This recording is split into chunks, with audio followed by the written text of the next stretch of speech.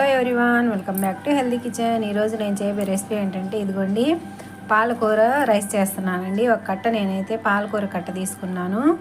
ఇవి శుభ్రంగా ఆకులు ఉంటాయి కదా, బెజ్జాల ఆకులు ఉంటాయి, అవి తీసి ఇప్పుడు ఇవన్నీ శుభ్రంగా కడిగి కట్ చేసుకోవాలి.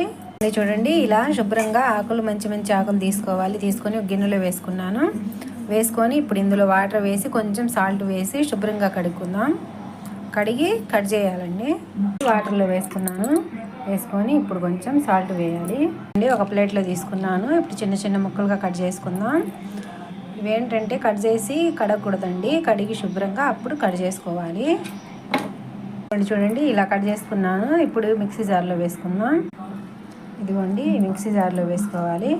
ఇదిగోండి, వేసాం కదా. ఇప్పుడు పాలకూర ఇందులో చిన్న అల్లం ముక్కలు వేసుకోవాలి. కట్ చేసుకొని గ్రైండ్ చేసుకుందాం.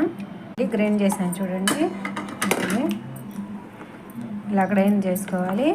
కొంచెం వాటర్ పోసుకోవాలండి. వాటర్ పోసుకొని ఇలా గ్రైండ్ చేసుకోవాలి. ఇప్పుడు ఎలా ప్రిపేర్ చేద్దాం చూద్దాం అండి. ఒక ఆనియన్ తీసుకున్నాను, కట్ చేసుకున్నాను చిన్న చిన్న ముక్కలుగా. కరివేపాకు 2 రెమ్మలు, కొంచెం కొత్తిమీర, 2 ఎండుమిర్చి తుంచుకొని ఇలా పెట్టుకున్నానండి.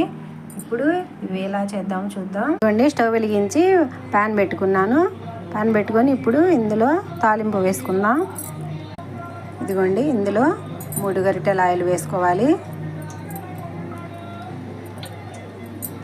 ఆయిల్ హీట్ అయిన తర్వాత పోపు దినుసులు వేసుకోవాలి. ఆవాలు, జీలకర్ర, మినపగుళ్ళు వేసుకున్నానండి. నేను పైన వేసుకోవచ్చు. ఆనియన్ వేసాను. ఆనియన్ కొంచెం వేయాలండి. కొంచెం సాల్ట్ వేసుకోవాలండి, ఎందుకంటే తొందరగా మగ్గిపోతాయి ఆనియన్. కొంచెం పసుపు వేసుకోవాలి. అయితే మగ్గిపోయాయి. ఇప్పుడు ఇందులో పాలకూర పేస్ట్ వేసుకోవాలి.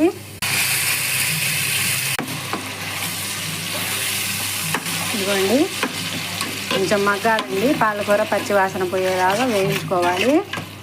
వేగిన తర్వాత ఇప్పుడు ఇందులో మిగతావి వేసుకోవాలి. కరివేపాకు వేసుకోవాలి. ఎండుమిర్చి వేసుకుంటున్నాను. చూడండి, వాటర్ మొత్తం ఇంకిపోయాయి కదా.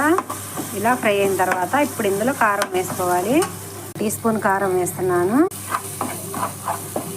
కొంచెం కొత్తిమీర వేసుకోవాలి. రైస్ కూడా రెడీ అయిపోయిందండి. రైస్ వండేసాను. రైస్ వేసేసుకోవాలి. అయిపోయిందండి. స్టవ్ ఆఫ్ చేసుకుందాం. పాలకూర రైస్ రెడీ అయిపోయింది. ఇలా చేసుకొని తింటే చాలా టేస్టీగా ఉంటుందండి. చాలా బాగుండిద్ది, హెల్త్కి మంచిది కూడా. నచ్చితే లైక్ చేయండి, షేర్ చేయండి, సబ్స్క్రైబ్ చేయండి.